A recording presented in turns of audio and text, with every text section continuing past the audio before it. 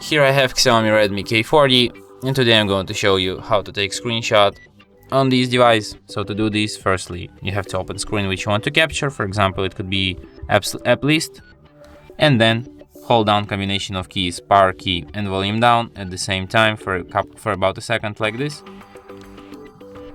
And that's how you can take screenshot.